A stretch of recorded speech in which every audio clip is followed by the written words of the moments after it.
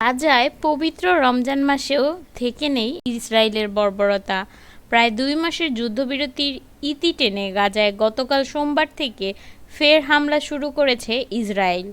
এখন পর্যন্ত সেই হামলায় আরও ৪ শতাধিক ফিলিস্তিনি নিহত হয়েছে।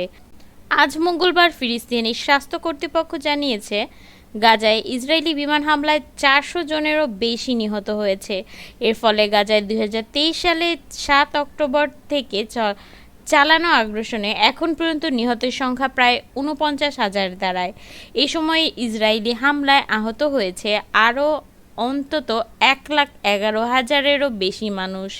ইসরায়েল আগ্রাসনের ফলে গাজায় যে অনির্ধারিত বর্ধিত যুদ্ধবিরতি চলছিল তা ভেঙে যাওয়া হুমকিতে পরিণত হয়েছে। ইসরায়েল হুঙ্কার দিয়েছে, হামাস তাদের হাতে আটকে জিম্মিদের মুক্তি না দিলে তারা আরও নরকীয় তাণ্ডব চালাবে। কাতার ভিত্তিক সংবাদ মাধ্যম আল জাজিরার তথ্য মতে, সবচেয়ে ঘনবসতিপূর্ণ এলাকাগুলোতে হামলা চালাচ্ছে ইসরায়েলি বাহিনী। বেছে বেছে আবাসিক ভবন এবং শরণাশিবিরগুলোকে টার্গেট করে বিমান থেকে বোমা ফেলা হচ্ছে। শুধু তাই নয়, অসুস্থদের চিকিৎসার জন্য যুদ্ধবিরতির সময় খুলে দেওয়া রাফা ক্রসিংয়ের বন্ধ করে দেওয়া নির্দেশ দিয়েছে ইসরায়েলের প্রতিরক্ষা মন্ত্রী ইসরায়েল কাটজ। এই ২ দিন আগে উপত্যকায় ঢোকার সব পথ বন্ধ করেছে ইসরায়েলি সেনারা। ফলে উপত্যকায় ঢুকতে পারছে না কোনো ত্রাণ সহায়তা।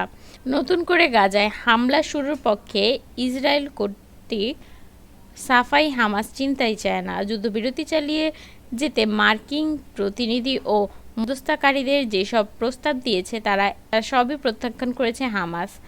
আলোচনা ব্যর্থ হওয়ায় এরপরই হামলার পথ বেছে নেয় ইসরায়েল। এ হামলায় তীব্র প্রতিক্রিয়া জানিয়েছে ফিলিস্তিনি স্বাধীনতাকামী সংগঠন হামাস। ইসরায়েলি কর্তৃপক্ষকে হুঁশিয়ারি দিয়ে বলেছেন, গাজা হামলা শুরুর অর্থ হলো জিম্মিদের মৃত্যু। হামাসের রাজনৈতিক ব্যুরোদের সদস্য ইজাদ আল-রিক সিএনএনকে বলেন, হামাসের কাছে এখনও যারা জিম্মি আছে তাদের জীবন বিপন্ন করেছে ইসরায়েল নিজেই।